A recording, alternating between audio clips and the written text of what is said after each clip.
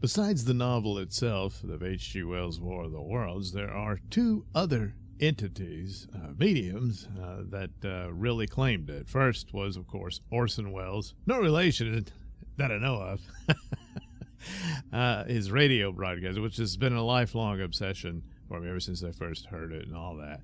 And, well, that's a story all unto itself. And then eventually, in 1953, George Paul's War of the Worlds film. And both of those pretty solidified their hold on it, I think, because since then there's been a lot of different approaches to the story, but I'm not sure any of them have really, taken the throne from those.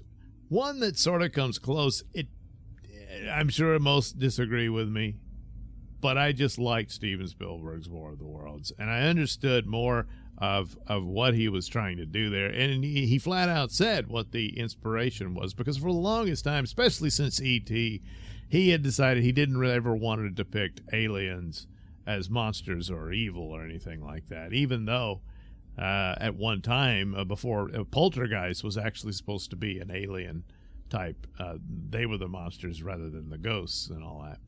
But E.T. came along, and he was like, well, I really don't want to, But after 9/11, and you can see it's more there's some metaphors there somewhat within it. Obviously, the destruction and everything and the terror. But a lot of it has to do with war. And, it's in the title, War of the Worlds, And some of the things that maybe not everyone quite understands is where Tom Cruise abandons his son, as his son is just determined to join with the army and soldiers and fight back against the aliens. It's a metaphorical depiction somewhat, and somewhat just actual, of that feeling that can be in a young man after an attack. Obviously, like Pearl Harbor had that effect on a lot of people. The enlistment was enormous. 9/11 had that effect on quite a few young men. And it's a natural reaction to something like that, and wanting that. And that's what the driving force of the son, other than his, bitchy teenager, spoiled brat attitude towards his dad and all that play. Don't really care for the kid too much. He was really nasty, went way overboard in attacking his father and holding him completely responsible for the divorce with his mother and all that. So that little family drama that's going on there. But that's what the scene is. And so they depict that there in that manner. Plus, he had to take care of his daughter, and the kid, especially if the daughter begged her brother not to leave her, the kid was an asshole. Of course, there's a happy ending. He survives, so don't worry, So, yeah, I don't know about that, but still, I understood the scene on that level for what it was, of the desire to fight this horrible enemy, even though, of course, it was all pointless. They had no chance, and that's part of the horror of War of the Worlds. Human beings are absolutely helpless. There's nothing they can do, and it just gets worse and worse as it goes. But there's a fail-safe within the environment of the planet. So, of course, the effects are great. It's never it doesn't come close to topping the 1953 film because of the cool design that came out. The tripods are cool looking and everything. The coolest, but ultimately, the element that's really cool about them is that horn that they blast. So, it's got a good effect on it for what it is. However, the flaws for this, of course, they weren't going to say they were from Mars, but again, I suppose he could have argued, hey, they are Martians, just do it anyway, or the Martians, something happened, they devastated Mars, and that's why it looks the way it is now. And so they put themselves in hibernation in a subterranean environment or society or whatever, and they've just been sleeping all that time. And then they woke up, and they've been studying the Earth because their planet is still crap. And they're like, let's just take the other one. And then you can argue, why didn't they take it originally? Well, maybe it wasn't to their liking at the time, but now let's just take it when these humans, that they won't be a threat because their technology isn't as good as ours. And so they go for it. And then there you could have had that. Here, they're obviously from who knows where, from a, distant star, Well, a technology like this and a species who can traverse that distance, however long it takes, they get here, they're going to have the smarts to anticipate the potential for pathogens and whatnot. So the ultimate plot of War of the Worlds, where the flu or whatever takes them out because they have no immunity to it. No, I think they would anticipate that, and it would have figured it out. So that's a problem. The other one is, well, the tripods.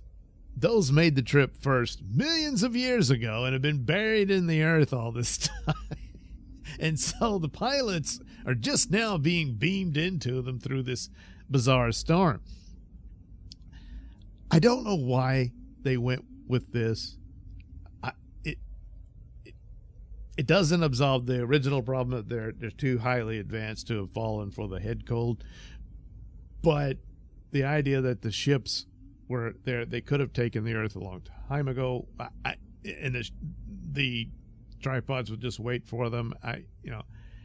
Just have them arrive with their craft at the outset. It's unnecessary to have it like that. And just for the visual of crashing up or, coming out of the earth and everything, I guess they were so fascinated with that. But you could have had the same effect of them smashing like into the street, and they don't know what it is. The same old thing, it's like from the original novel, and what everybody sees this, what they think it's a meteor, but no, it's not. It's, this is something else. It opens up and out pops the tripod and starts murdering everybody, So you could have done that, but for whatever reason, it went with that, and I think that's stupid. As for the rest of the performances are fine, the kid, the son's being really snotty and he irritates me and I don't like him. But that's the story. And Tom Cruise has to power through. A lot of the elements from the novel is played out here. Tim Robbins shows up and plays the crazy guy. It's a little different, but nevertheless, you get that. You get that scene. And all of that in there. And just because they're, at first, they're treating him like he's the deadbeat dad and everything. But he does everything to protect his kids. His son's older. He's on the cusp of manhood, and he can't, and he's forced to choose between him and the daughter, and the son makes him do that.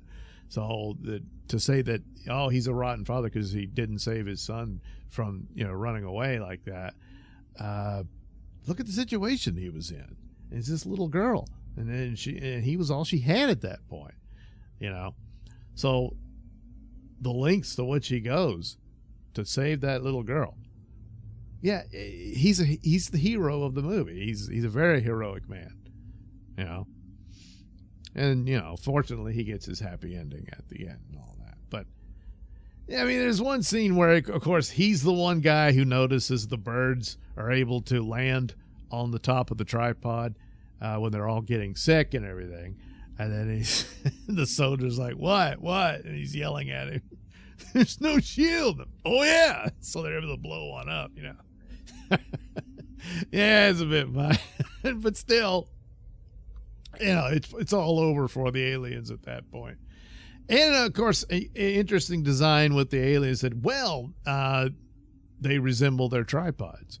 It's the inspiration for why they would make the craft look like that. And yeah, that probably fits too. So a good bit of it, and of course, the loss of civilization, the collapse of it, everybody turning against one another. Yeah, that's probably pretty spot on. Again, similar to zombie movies, but the only other way to take that element of it would be an alien invasion story. So, and it does play out. And yeah, for the most part, a good bit of it I do enjoy.